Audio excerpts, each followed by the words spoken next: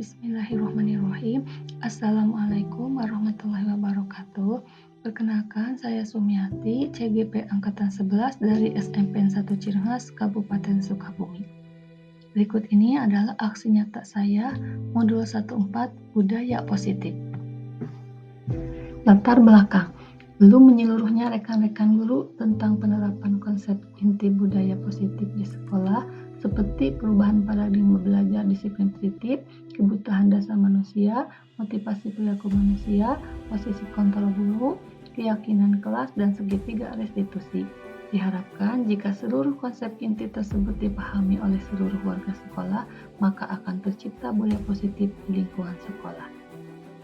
Murid tidak suka peraturan karena selama ini ketika mereka melakukan pelanggaran, maka akan mendapatkan hukuman dan cenderung membuat mereka malu, sakit, dan membuat tertekan. Adapun tujuannya, menumbuhkan budaya positif di sekolah dengan meyakini nilai-nilai kebajikan universal serta meningkatkan pengetahuan dan pemahaman tentang budaya positif, menciptakan murid yang merdeka dan disiplin diri yang kuat, serta terbentuknya motivasi intrinsik pada murid dengan pembuatan keyakinan kelas.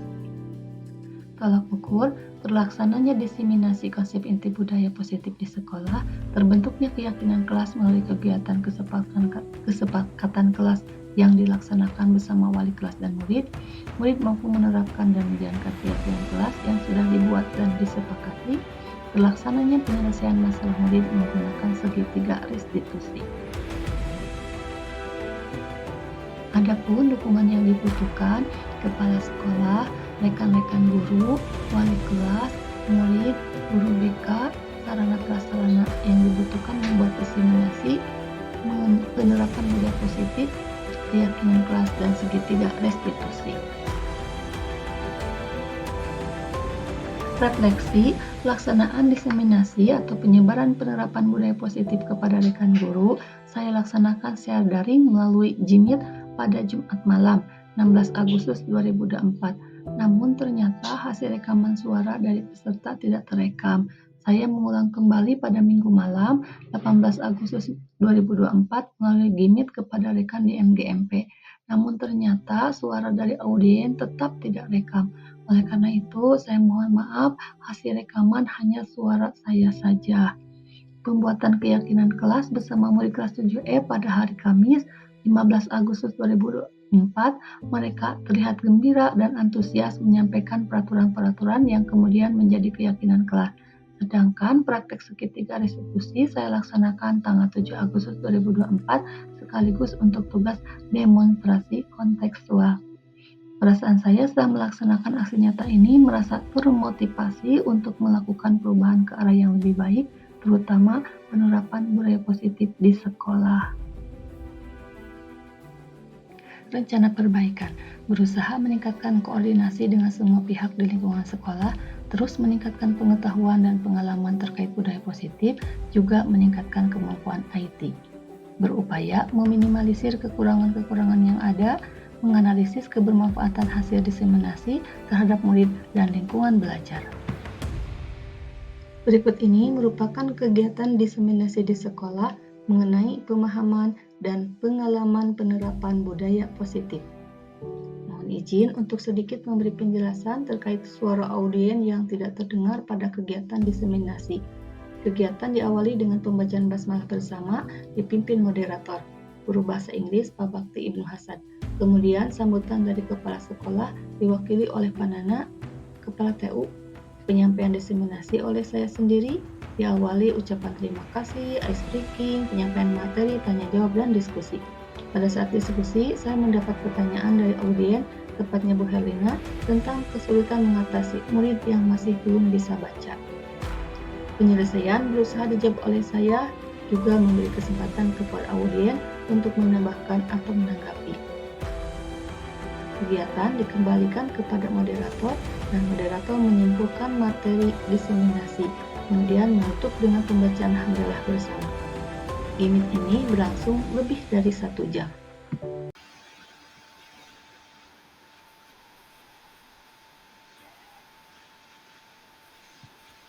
Waalaikumsalam warahmatullahi wabarakatuh.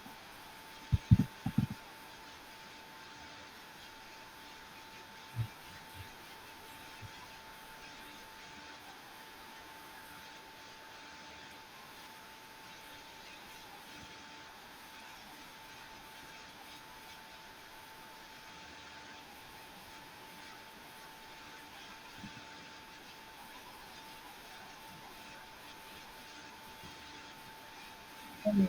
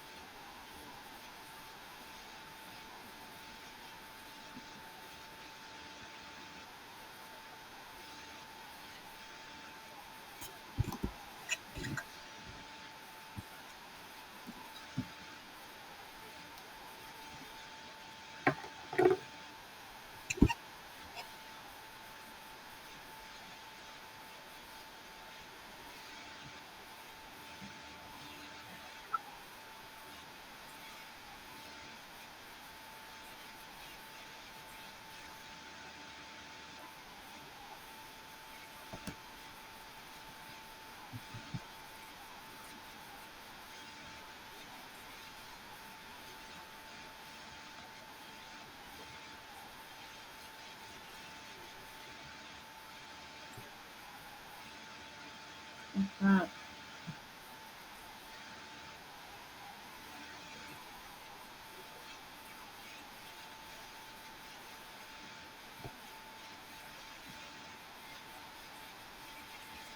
istilah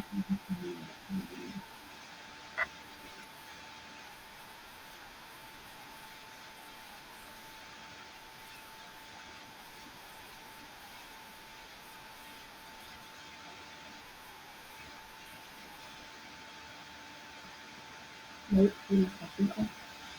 Tapi mohon maaf ya, ada Panana mewakili Bapak, mungkin sambutan dulu dari Panana Om. Ya,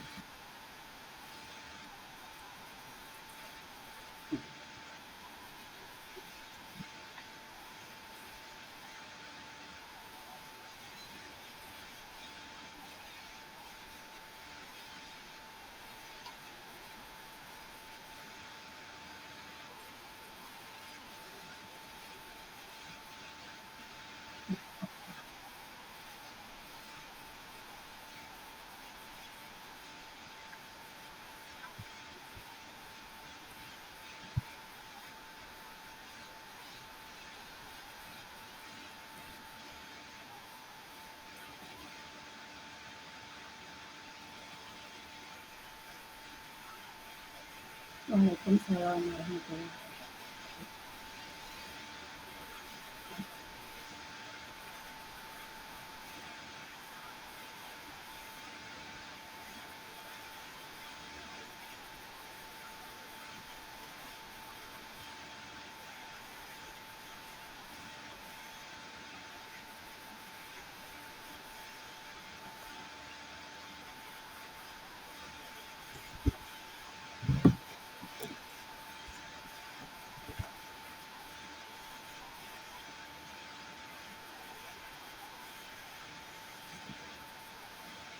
Iya,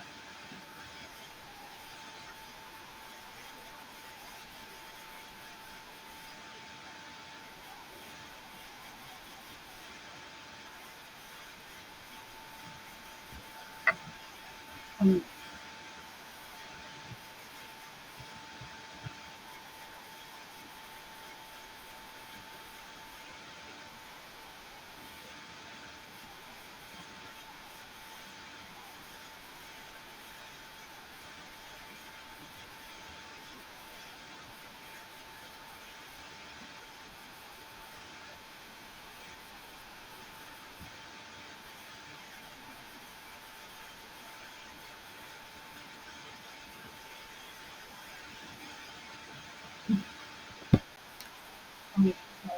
warahmatullahi wabarakatuh.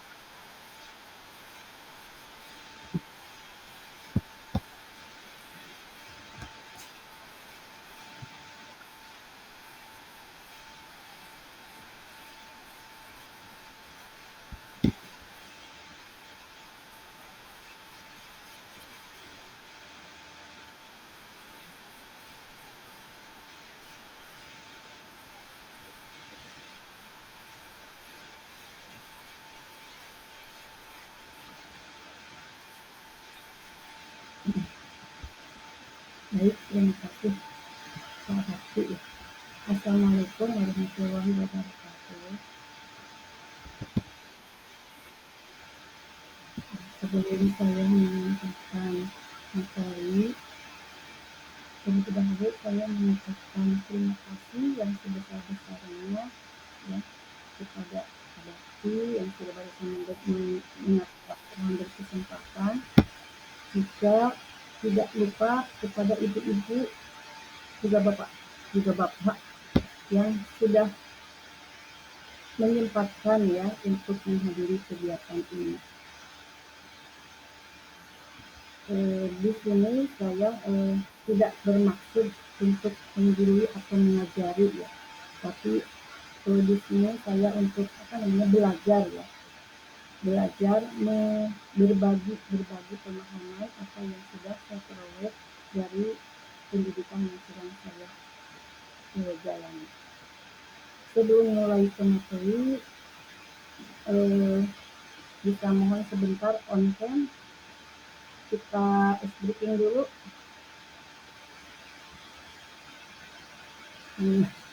Hanya berempat ya, tidak lupa, hanya barangkali 1-2 menit kita briefing dulu. Briefingnya bisa dibuka bisa on cam sebentar saja ibu bapak.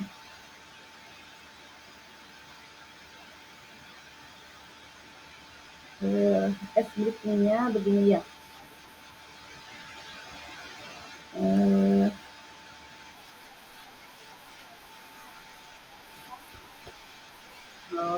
Yes, ngajah lawe. Ya. Orang ya kita coba briefing dulu ya sebentar sebelum ini pemanasan. Mulai dari saya dengan menunjukkan benda yang dipegang, kemudian menyebutkan alasannya. Nah, dari saya nanti saya tunjuk ke siapa, kemudian dari yang saya tunjuk itu kemudian menunjuk lagi ke yang lain ya. Bisa dipahami ya? Jadi menunjukkan benda yang dipegangnya dan menyebutkan alasannya. Saya mulai, ini benda yang saya pegang. Kelihatan ibu bapak? Ini apa ya?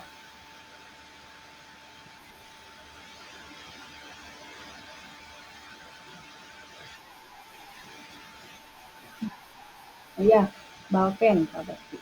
Nah, ini kenapa saya pegang balpen? Ya tentu saja semua tahu ya kegunaannya. Siapa tahu di sini juga meskipun sudah mungkin bisa mencatat tidak harus dengan balpen, tapi tidak menutup kemungkinan ya ini sangat berguna pada saat ini. Itu kenapa saya pegang balpen. Nah, kemudian saya tunjuk Bu Ai.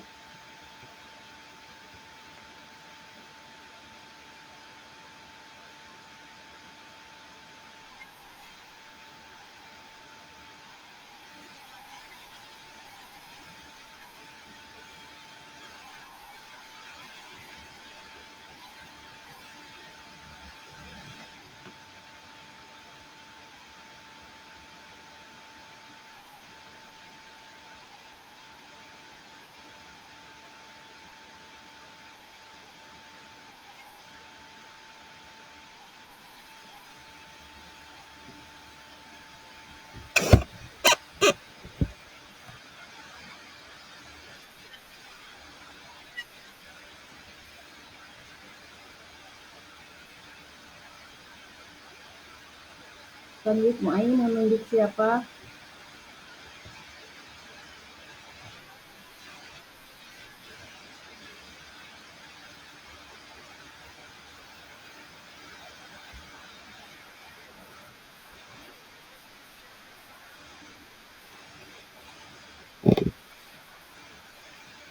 Menunjukkan benda, Miss, kemudian menyebutkan alasannya. Ya, ya, alasan pegang.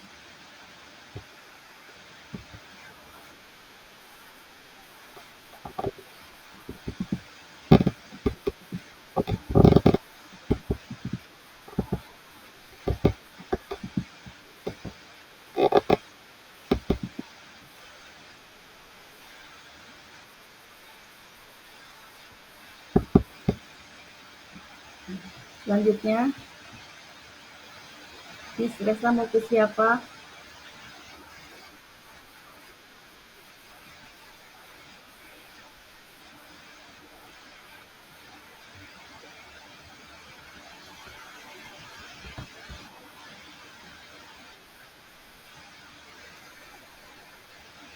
Kuliah Mas sambil nge-PD.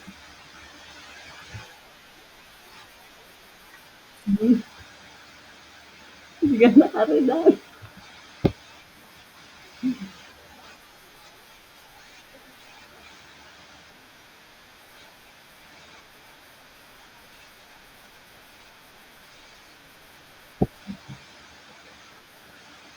Ya, cukup ya.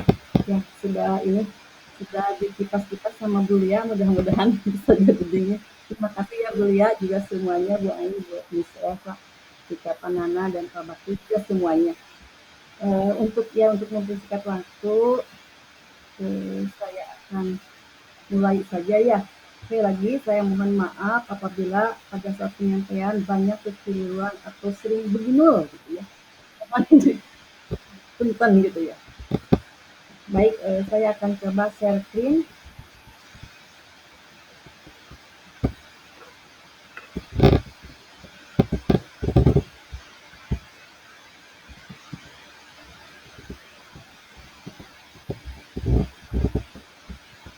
Sudah terlihat belum? Belum ya.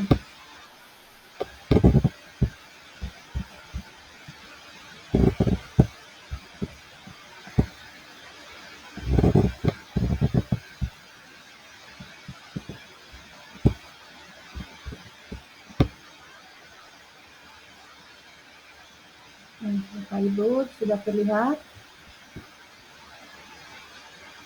Ini yang akan saya sampaikan ya. Ya, jadi tentang budaya positif ya. Nah, sebelum saya lanjut, ada yang mau berpendapat dulu apa itu budaya positif?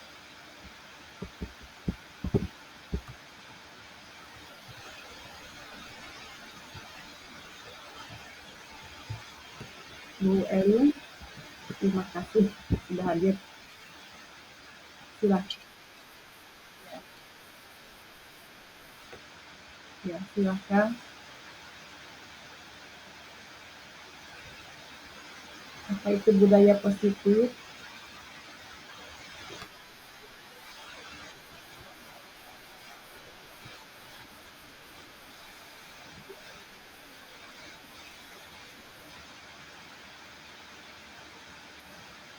Iya. Ada lagi? Bagus. Yang lain? Ya, kita lanjut ya. Ya, budaya positif seperti apa yang barusan disampaikan oleh Bu Elin, ya, ya, benar sekali.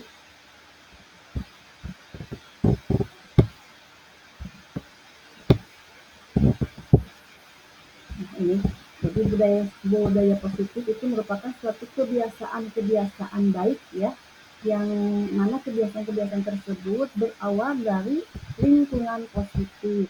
Nah, lingkungan positif itu seperti apa? Contohnya seperti warga sekolah yang saling mendukung, saling belajar dan saling bekerja sama. Warga sekolah itu berarti semua yang ada di sekolah. Nah, lingkungan positif tersebut akan menciptakan kebiasaan-kebiasaan baik, dan kebiasaan-kebiasaan baik itu akan menumbuhkan karakter-karakter baik. Nanti karakter-karakter baik itu kalau terus dilaksanakan maka akan menjadi budaya positif. Karakter-karakter baiknya itu apa? Ya berupa nilai kebajikan. Nilai kebajikan universal. Nilai kebajikan universal ini banyak ya, seperti banyak lembaga ya.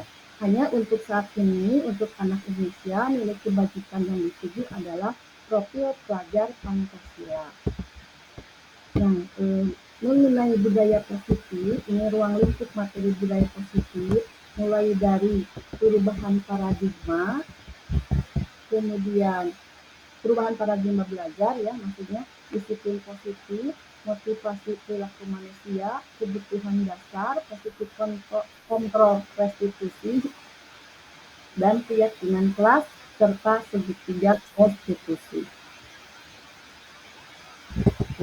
Selanjutnya mengenai perubahan paradigma ya. Perubahan paradigma belajar.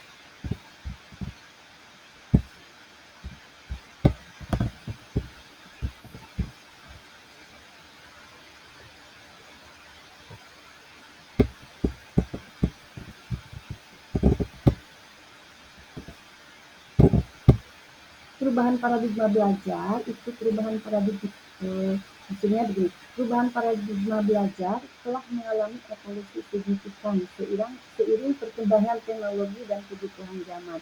Dulu pendidikan itu bersifat satu arah, di mana guru menjadi sumber utama pengetahuan, sementara siswa hanya mendengarkan dan mencatat.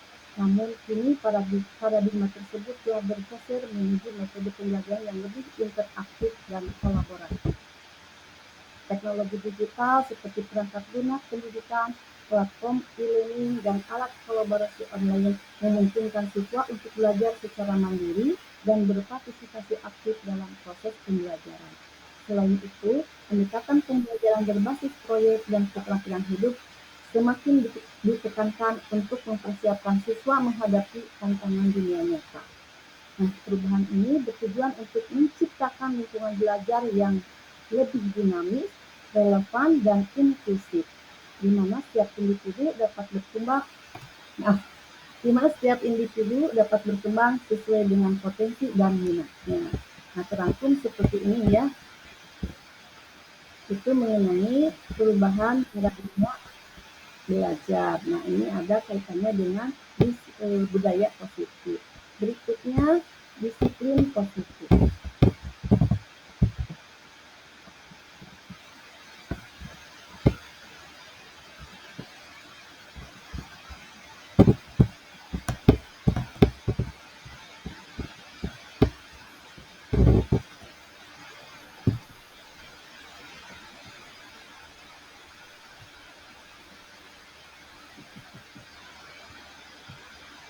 Nah, disiplin positif ini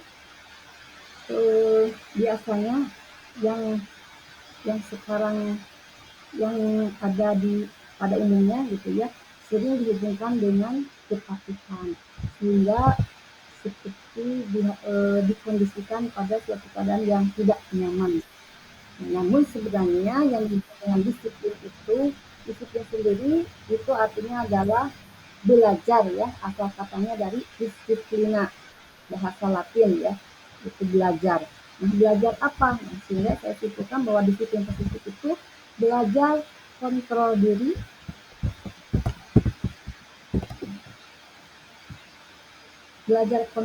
dengan menggali potensi diri kita sendiri agar tercapai tujuan mulia.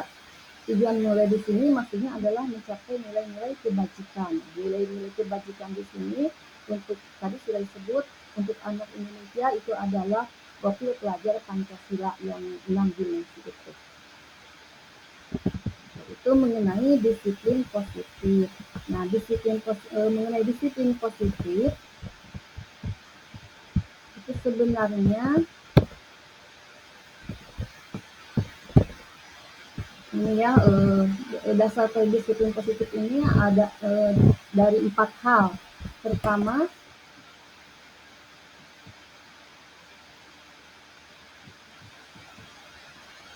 tidak ada yang kuasa mengendalikan. Maksudnya bahwa apa yang kita buat itu adalah kita yang mengendalikan. Misalnya begini, Ibu, Bapak, Ibu sekarang dengan ada di hadapan Ibu ada teman. katakanlah si B, ibu sebagai A. Nah, A ini ya ibu sendiri gitu, ibu atau bapak sendiri memiliki di tangan ibu itu ada sesuatu barang yang berharga. Nah, B ini berusaha ingin membukanya. Dengan berbagai cara dilakukan, baik membujuk ataupun bagaimana. Nah, ibu sebagai A mau apa yang ibu lakukan? Apakah membuka begitu saja atau bagaimana? Itu yang dimaksud dengan tidak ada yang kuasa mengendalikan. Jadi kembali kepada diri kita sendiri. Kemudian yang kedua, semua perilaku bertujuan. Semua perilaku bertujuan maksudnya setiap manusia yang berperilaku itu memiliki tujuan. Tujuannya apa? Yaitu untuk memenuhi kebutuhan dasar. Nanti dibahas ya kebutuhan dasar juga. Kebutuhan dasar manusia itu ada 5.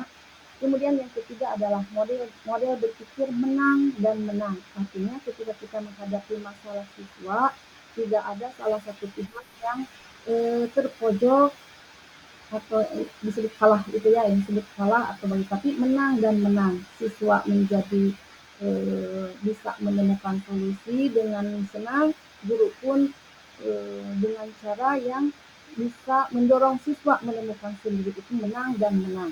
Kemudian yang keempat, realitas bahwa kebutuhan itu berbeda. Ini berdasarkan teori kontrol.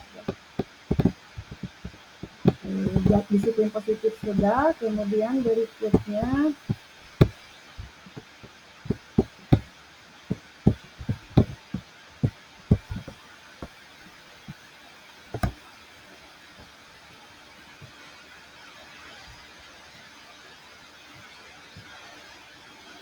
motivasi ya.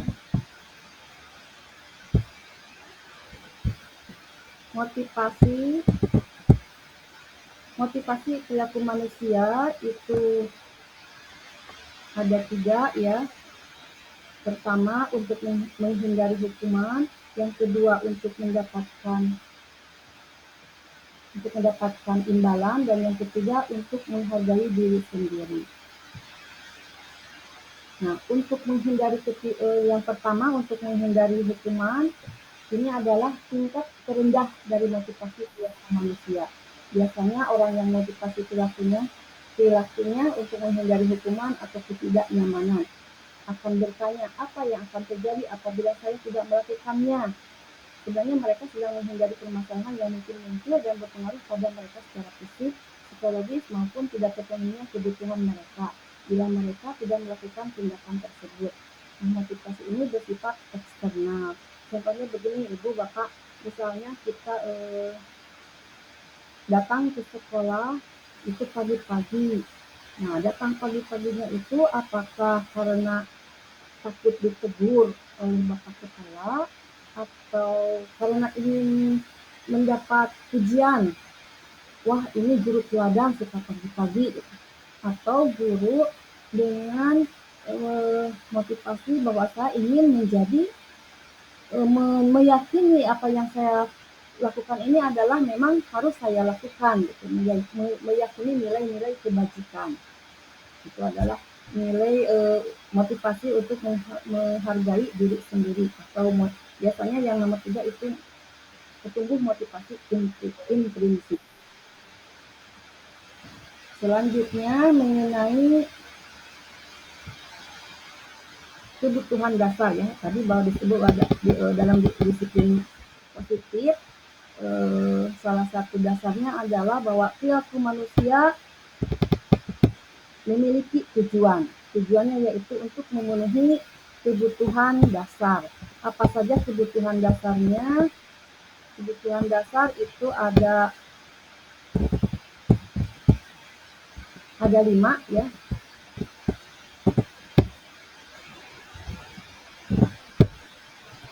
Kebutuhan dasar manusia ada 5. Yang pertama adalah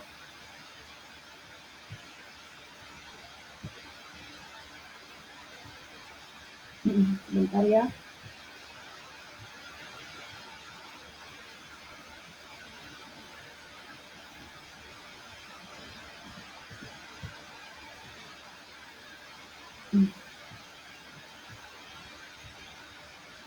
kebutuhan dasar manusia itu pertama bertahan hidup, kemudian yang kedua kasih sayang atau rasa diterima, yang ketiga penguasaan, yang keempat kesenangan, dan yang kelima kebebasan. Bertahan hidup ini biasanya bersifat fisik ya, misalnya lapar. Nah, maka untuk memenuhi kebutuhannya adalah makan gitu ya. Nah, kita pernah mungkin menemukan anak di kelas sudah cicing, tidak mau belajar. Ternyata ini segala istirahat karena kita merasa lapar. Gitu. Itu kebutuhan bertahan hidup. Kemudian yang kedua kasih sayang ya atau rasa diterima ini juga sama ya. Biasanya kita memandang anak yang cari perhatian itu berarti itu kemungkinan perilakunya itu untuk memenuhi rasa diterima. Selanjutnya adalah penguasaan. Penguasaan itu berkaitan dengan harga diri, berprestasi, betul diakui bahwa saya ini mampu. Nah, itu penguasaan. Kemudian kebebasan. Kebebasan ini berkaitan dengan sifat mandiri, memiliki pilihan, jadi tidak bergantung kepada yang lain. Dalam hal ini bergantung punya pendirian gitu ya.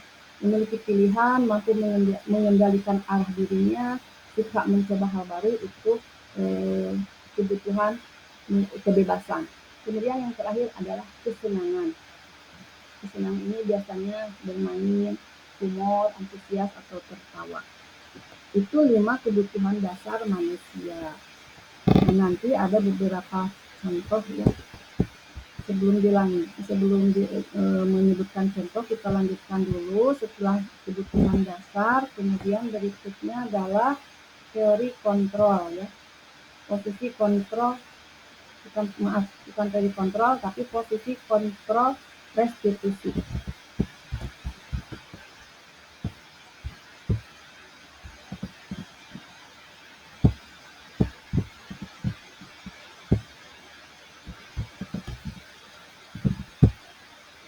Nah, ini posisi kontrol restitusi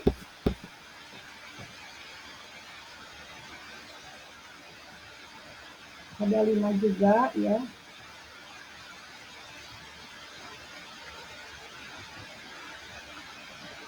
Sebentar ya.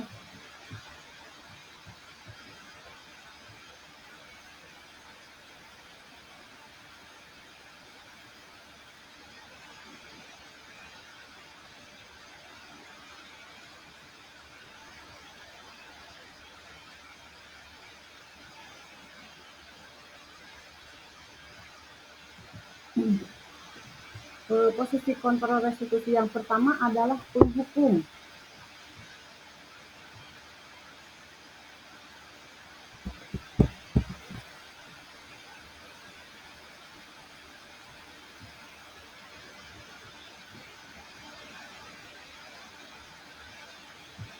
Penghukum itu ya, seorang penghukum bisa menggunakan hukuman fisik maupun verbal. Orang-orang yang menjalankan posisi penghukum senantiasa mengatakan bahwa sekolah memerlukan sistem atau alat yang dapat lebih menekan murid-murid lebih dalam lagi. Guru-guru yang menerapkan posisi penghukum akan berkata, patuhi aturan saya, atau awas, kamu selalu saja yang salah. Pasti selalu yang terakhir selesai. Guru seperti ini senantiasa percaya hanya ada satu cara agar pembelajaran bisa berhasil, yaitu cara dia. Itu adalah posisi sebagai penghukum. Jadi ketika anak bermasalah dihadapkan pada hukuman, misalnya anak tidak mengerjakan tugas, kamu keliling lapang 5 keliling atau 10 keliling, nah itu berarti memposisikan sebagai penghukum. Berikutnya posisi pembuat merasa bersalah. Nah, pada posisi ini biasanya guru akan bersuara lebih lembut. Pembuat rasa bersalah akan menggunakan keheningan yang membuat orang lain merasa tidak nyaman bersalah atau rendah diri. Kata-kata yang keluar dengan lemah lembut akan seperti, ibu sangat kecewa sekali dengan kamu. Berapa kali bapak harus memberitahu kamu ya? Gimana coba kalau orang tua kamu tahu kamu berbuat begini? Nah, itu adalah kalimat-kalimat yang biasa diucapkan guru yang memposisikan sebagai pembuat merasa bersalah. Nah, pembuat rasa bersalah itu Ini akan membuat murid mungkin pada saat itu menurut, tapi di dalam pikirannya, di dalam hatinya merasa dampaknya menjadi minder atau tidak percaya diri. Nah, tadi untuk penghukum dampaknya bisa lebih fatal, ya, jadi dendam sama guru yang menghukumnya. Berikutnya, posisi sebagai teman. Nah, guru pada posisi ini tidak akan menyakiti murid, namun akan tetap berupaya mengontrol murid melalui persuasi. Posisi teman pada guru, posisi teman pada guru bisa negatif ataupun positif. Positif di sini berupa hubungan baik yang terjalin antara guru dan murid. Guru di posisi teman menggunakan hubungan baik dan humor untuk mempengaruhi seseorang. Mereka akan berkata, ayo bantulah demi Bapak ya, ayo ingat, tidak bantuan Bapak selama ini. Ya sudah, kali ini tidak apa-apa. Nanti Ibu bantu bereskan. Nah, itu adalah kalimat-kalimat yang biasa diucapkan oleh guru yang memposisikan sebagai teman. Nah, ini dampaknya bagi siswa mungkin pada saat itu seperti nyaman, ya, tertolong oleh guru tersebut. Tapi nanti ke depannya anak ini bisa ketergantungan. Jadi sikap menurutnya hanya pada guru itu. Nah, ketika gurunya ganti, mungkin akan lain lagi. Berikutnya adalah posisi pemantau. Nah, memantau berarti mengawasi. Pada saat kita mengawasi, kita bertanggung jawab atas perilaku orang-orang yang kita awasi. Posisi pemantau berdasarkan pada peraturan-peraturan dan konsekuensi. Dengan menggunakan sanksi atau konsekuensi, kita dapat memisahkan hubungan pribadi kita dengan murid. Sebagai seseorang yang menjalankan posisi pemantau. Pertanyaan yang diajukan seorang pemantau biasanya, peraturannya apa? Apa yang telah kamu lakukan? Sanksi atau konsekuensinya apa? Nah, itu biasanya kalimat-kalimat yang disampaikan oleh seorang pemantau. Nah, ini agak lebih baikan, ya, dari tiga posisi sebelumnya. Hanya masih dihadapkan pada satu konsekuensi. Nah, konsekuensi agak beda dengan hukuman. Kalau konsekuensi itu muridnya sudah tahu, jadi tidak sepihak. Kalau hukuman biasanya sepihak. Dan yang kelima terakhir adalah posisi manajer. Posisi manajer atau posisi terakhir adalah posisi di mana guru berbuat sesuatu bersama dengan murid, mempersilahkan murid untuk menjawabkan perilakunya, mendukung murid agar dapat menemukan solusi atas permasalahannya sendiri. Seorang manajer telah memiliki keterampilan di posisi teman maupun pemantau, dan dengan demikian bisa jadi di waktu-waktu tertentu kembali kepada kedua posisi tersebut tidak diperlukan. Namun bila kita menginginkan kita menjadi manusia yang merdeka, mandiri dan bertanggung jawab, maka kita perlu mengacu kepada restitusi yang dapat menjadikan murid kita seorang manajer bagi dirinya sendiri. Di mana manajer murid diajak untuk menganalisis kebutuhan dirinya maupun kebutuhan orang lain.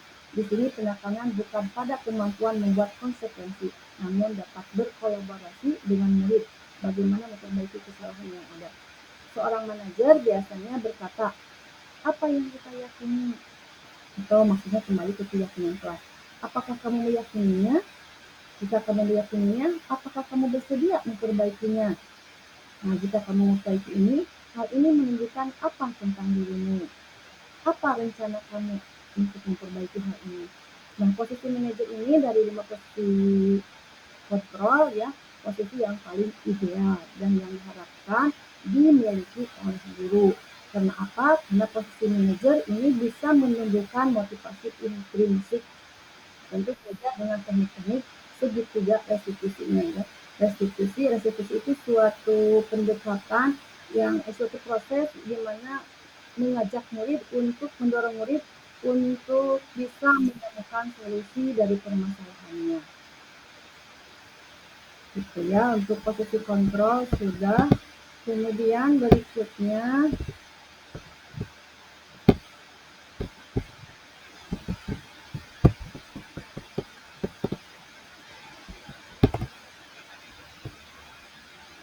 ini, ya, keyakinan kelas. Keyakinan kelas itu mungkin sudah tidak ada lagi, ya. keyakinan kelas itu suatu kesepakatan antara murid dan guru untuk mengenai suatu peraturan ya.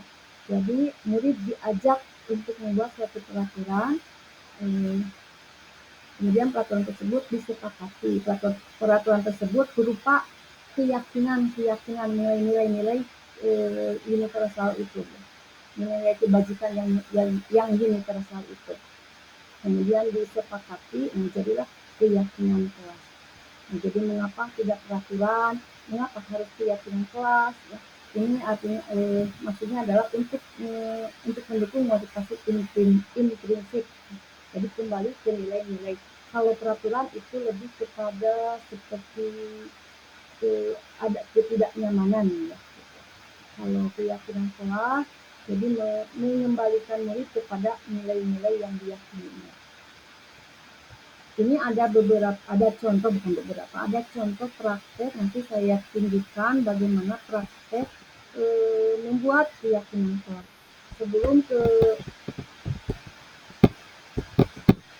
Sebelum ke praktek keyakinan kelas, kita lanjut dulu.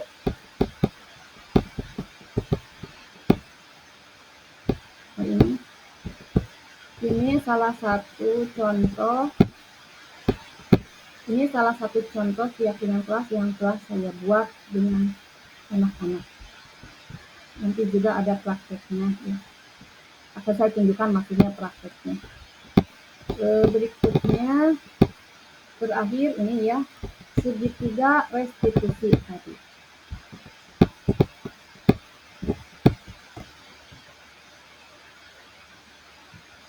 Segitiga restitusi ini adalah ya langkah restitusi. Nah, restitusi sendiri itu adalah proses menciptakan kondisi bagi murid untuk memperbaiki kesalahan mereka sehingga mereka dapat kembali ke kelompok mereka dengan karakter yang lebih kuat.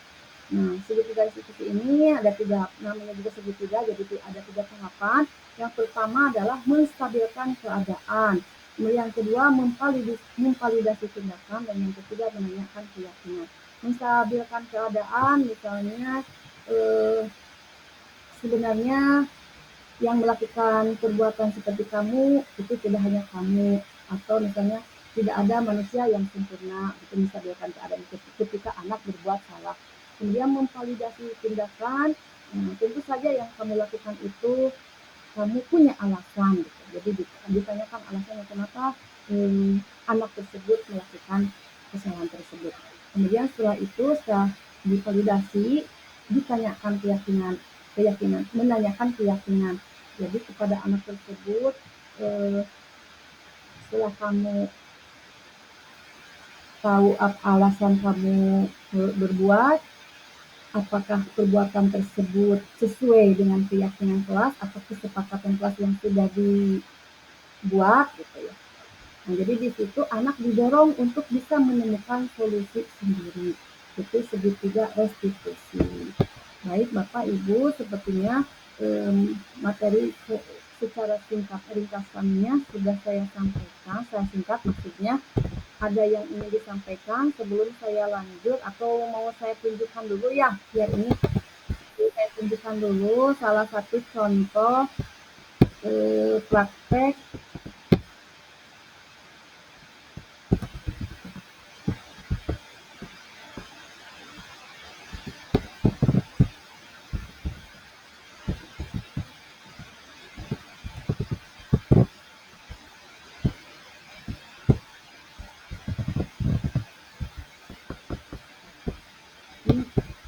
sebentar.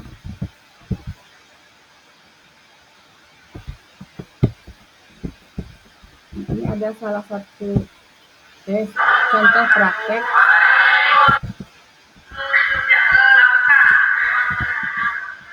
Jadi kamu boleh ya satu orang satu saja menuliskan di sini apa menurut pendapat kamu, biar yang kelas menurut kamu apa ya. Jadi tidak. Jadi kamu menuliskan mau seperti apa kelas ini, cukup satu orang satu. Langsung itu bagian itu langsung ditulis. Kalau sudah ditulis kamu boleh langsung tempel di situ. Ya.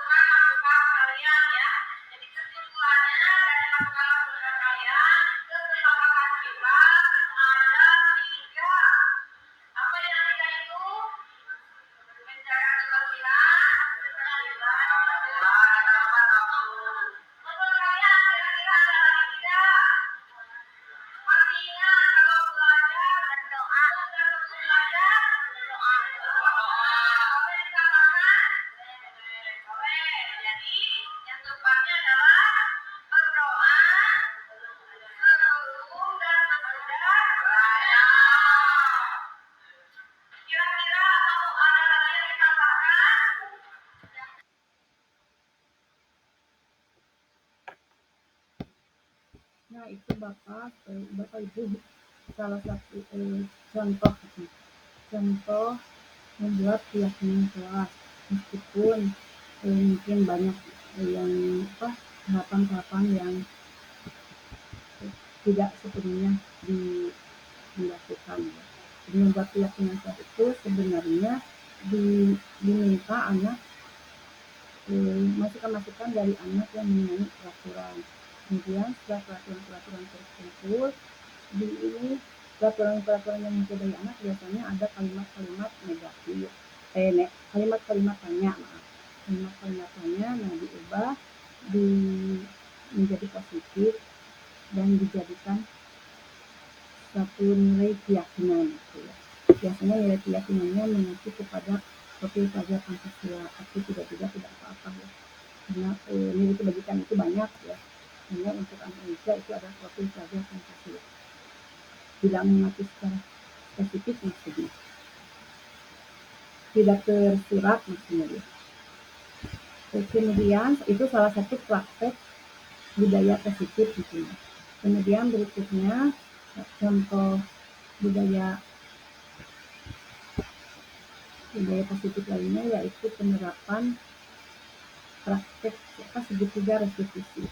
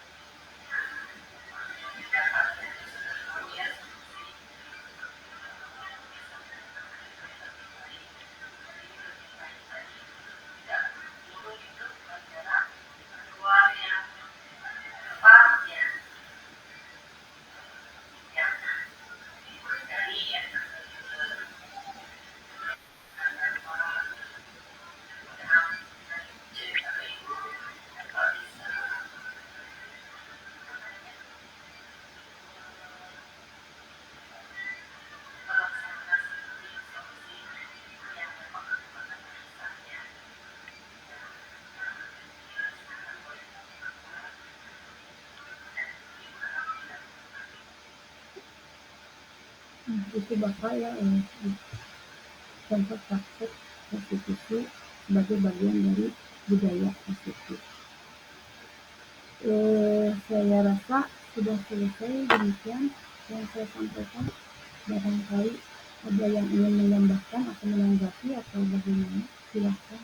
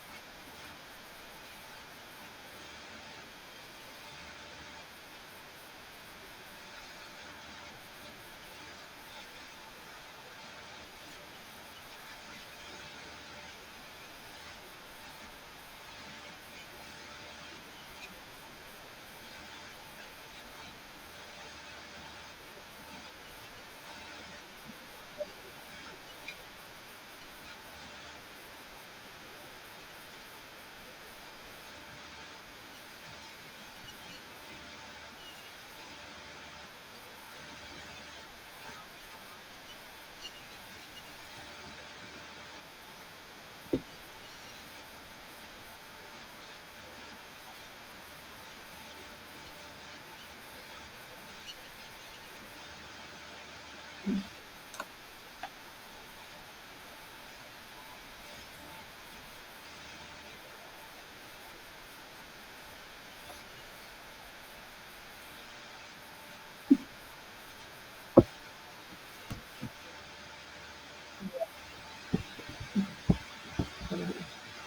terima kasih ya, Bu Elin, itu pertanyaannya.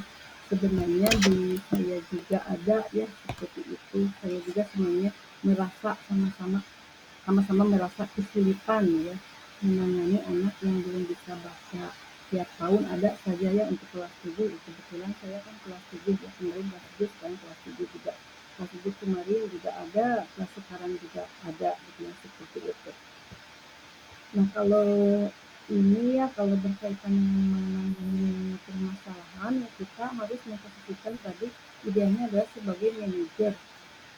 Manajer itu tadi jadi mendorong mendorong anak mencari solusi sendiri.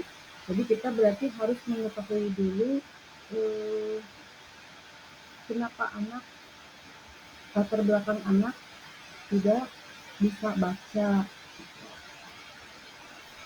gitu mungkin ya. Kemudian ya prakteknya mah ya kita praktek secara ini mah secara apa namanya ya prakteknya dilatih saja kalau saya mah. Kalau secara teori kan seperti itu mungkin ya, jadi diselidiki dulu apa yang menyebabkan dia tidak bisa baca gitu. Mungkin, mungkin Pak Bakti yang lebih ini bahasa bahasa Inggris bisa membantu bagaimana itu menangani anak yang kesulitan baca. Kalau saya ya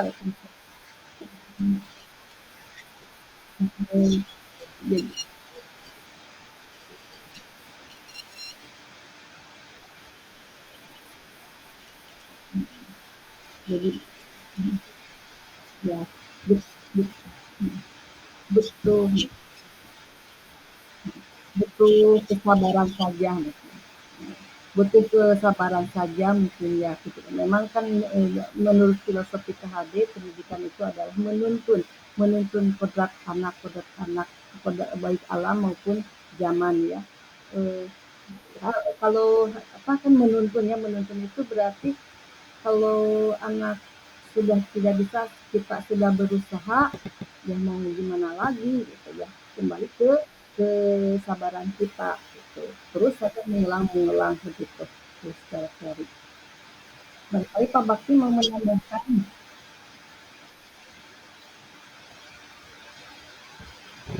baik ada lagi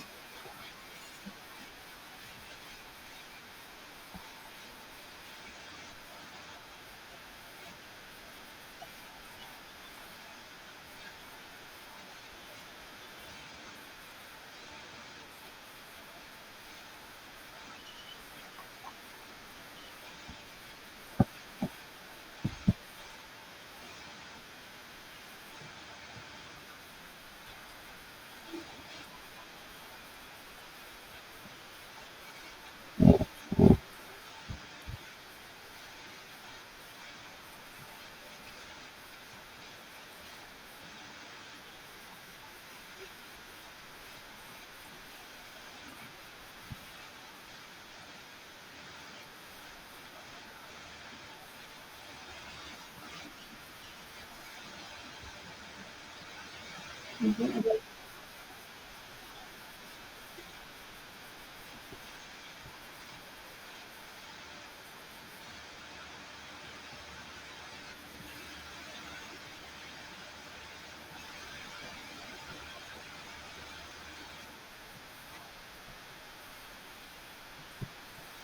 ya, ya sebentar ya ini Om kalau misalnya tidak ada ini ada beberapa yang ingin disampaikan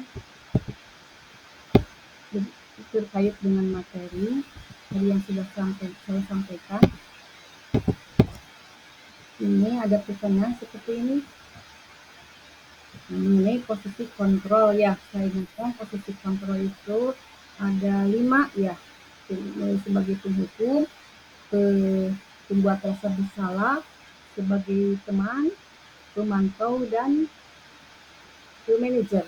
Nah kalau ada seperti ini posisi kontrol ini ada pertanyaan seperti ini saya ada pernyataan seperti ini Saya kecewa sekali dengan kamu. Nah, kira-kira perkataan seperti itu guru memposisikan sebagai apa? Ada yang bisa jawab? Saya kecewa sekali dengan kamu.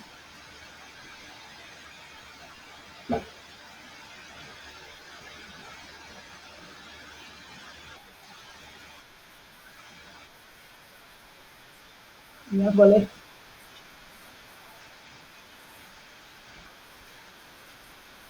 100%.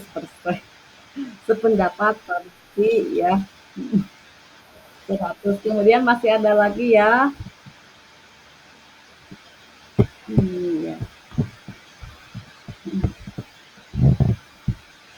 ini betul terbuat rasa bersalah. Kemudian berikutnya ini,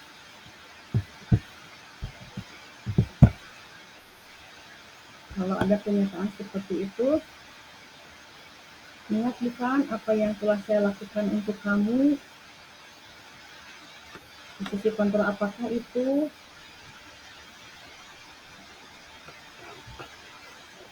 Apakah penghukum?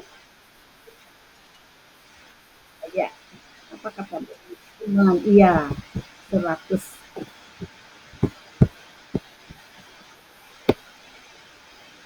Sebagai teman ya jawabannya. Kemudian berikutnya,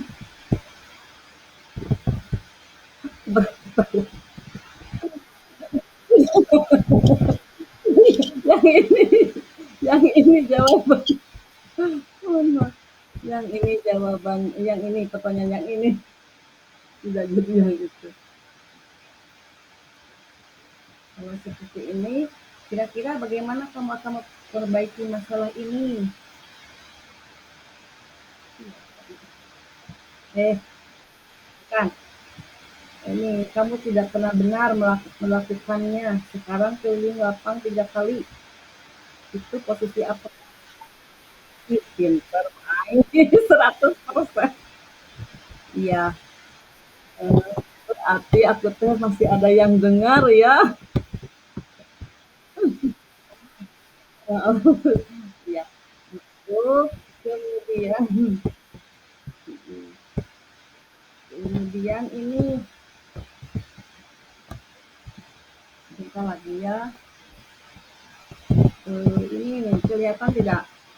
Ini ada kasus, ini berkaitan dengan teori kebutuhan manusia.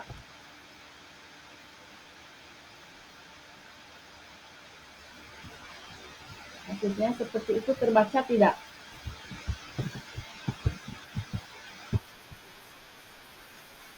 Oh, iya, sebentar. Iya,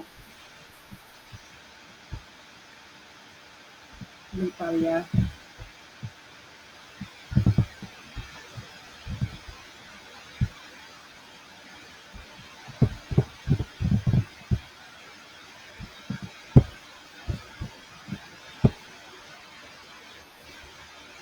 Sekarang gimana? Sudah ada?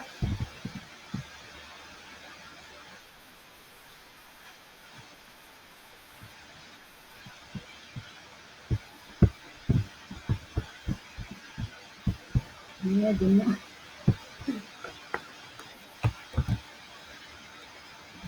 Sebentar. Nah ini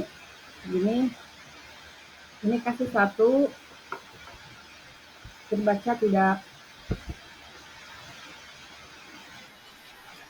Aduh, kecil orangnya masih kecil.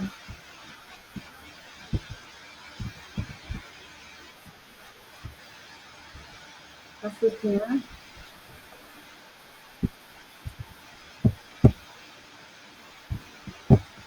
jadi kasusnya, Dinda seorang anak kelas 3 SD, begitu tiba di rumah sepulang dari sekolah menangis dan mengadu pada ibunya bahwa dia benci pada Ibu Rani, gurunya. Menurut Anda, kebutuhan apa yang bisa dipenuhi oleh Dinda jika jawabannya seperti itu? Jawabannya maksudnya ini, jawabannya itu ibu guru bilang aku tidak boleh bersenandung sewaktu mengerjakan tugas. Katanya kelas harus tenang, tidak ada suara. kan nggak seru jadinya. Kebutuhan apakah yang sedang dipenuhi oleh Bunda? Kalau jawabannya seperti itu.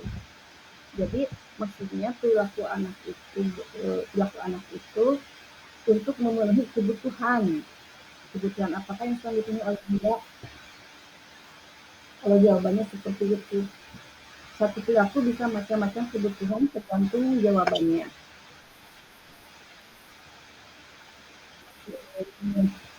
Masih ini Ibu guru bilang aku tidak boleh bersenandung sewaktu mengerjakan tugas. Katanya kelas harus tenang, tidak ada suara. Kan nggak seru jadinya. Seru jadinya. Apakah itu? Nah, kesenangan. Ya, kesenangan. Jadi perlu literasi juga ya. Kemudian yang kedua, ibu guru tidak menyapaku hari ini, padahal aku pakai pakai jepit rambut baru. Pakai jepit rambut baru.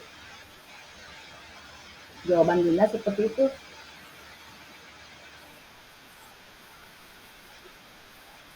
Hmm, pinter. Iya, teh. Betul ya. Sayang, aku rasa diterima. Kemudian berikutnya, aku bosen masa belajarnya cuma gitu-gitu aja. Dengerin ibu guru aja untuk memenuhi kebutuhan. Apakah kalau alasannya seperti itu? Ih, pinter. Pinter ibu gurunya. Iya, memenuhi kebutuhan kebebasan. Satu lagi, aku sebel, gambarku tidak rapi. Malah ibu guru nunjukin ke teman-temanku di depan kelas.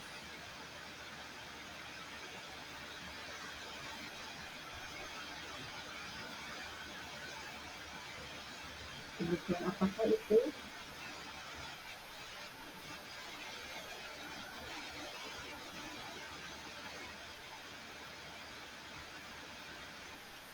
Penguasaan. Aduh, ini hebat, luar biasa. Satu lagi ya kasusnya, itu udah baru satu kasus. Kemudian berikutnya kasus dua. Ini terbaca tidak?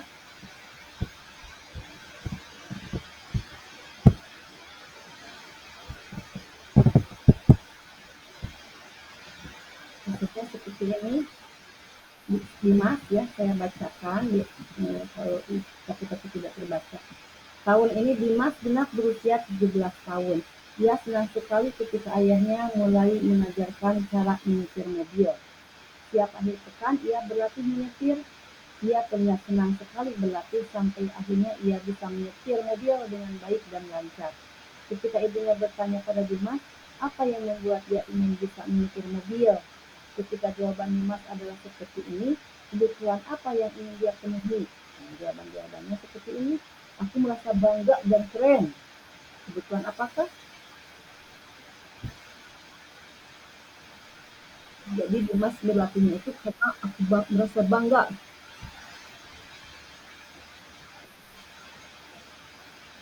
Ya, jawabannya apa? Belum sedikit. Aku merasa bangga dan keren.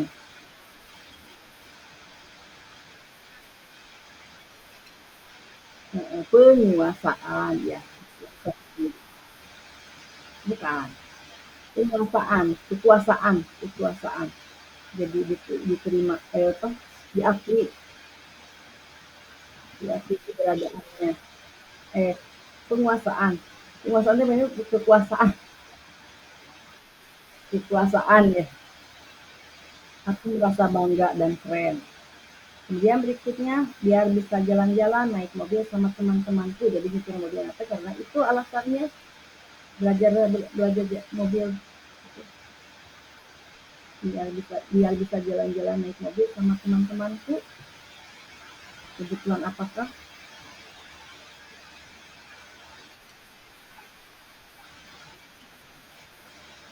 Hmm, masih kurang.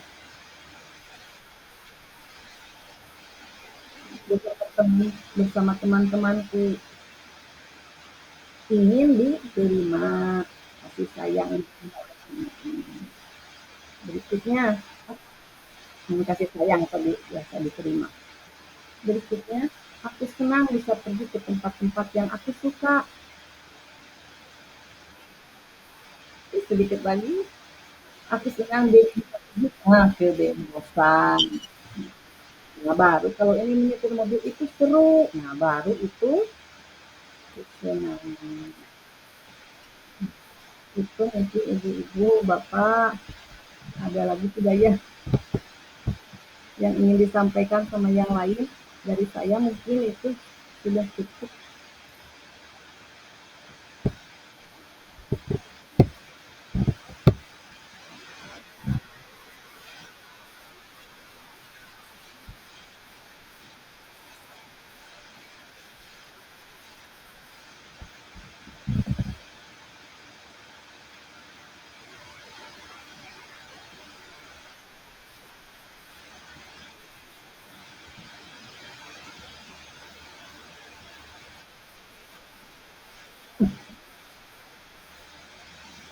Hmm, jauh lebih kasihan ya. Barangkali Om mungkin tidak ada lagi ya. Sebelum Om Bek mengakhiri, saya sekali lagi eh, minta maaf kalau selama menyampaikan ya banyak banyak kekurangan dan banyak berbingungan. Kemudian terima kasih yang sebesar-besarnya kembali ya ibu-ibu, bapak sudah menyempatkan untuk mengikuti kegiatan ini yang mungkin buat apa sih buat ibu-ibu ya. Itu saja mungkin Om, mangga mungkin bisa ditutup sama Om.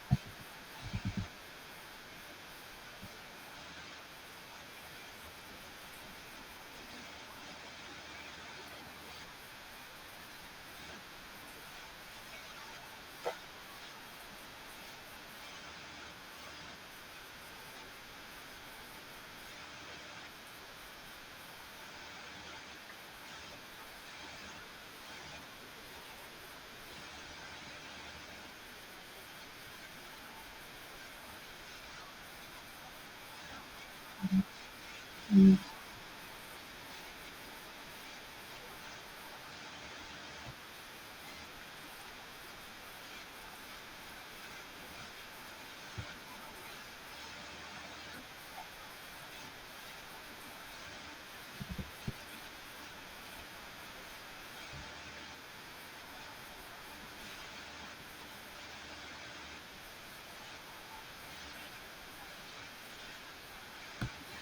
Hmm. Halo ibu-ibu, bapak, ini abi hatur nuhun pisan budayana.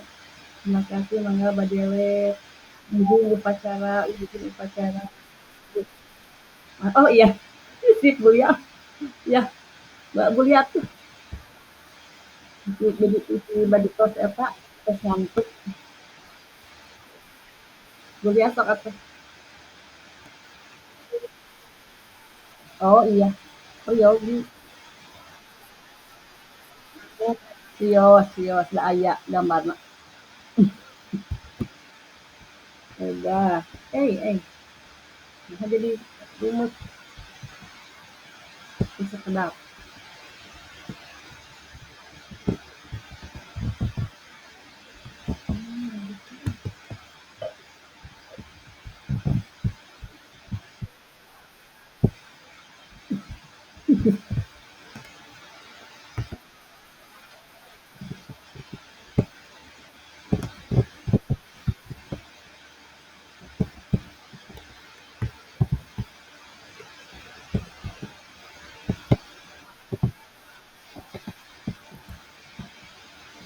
Oke, sakedap sakali deui nya abina teu katingali geuning kahalangan saku nu tangan ngante.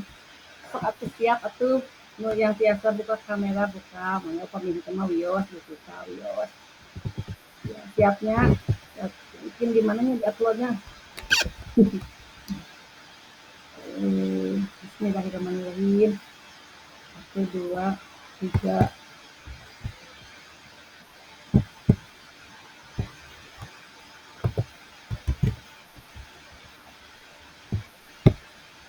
Nah, mangga wilujeng kesannya sakali hatur nuhun pisan.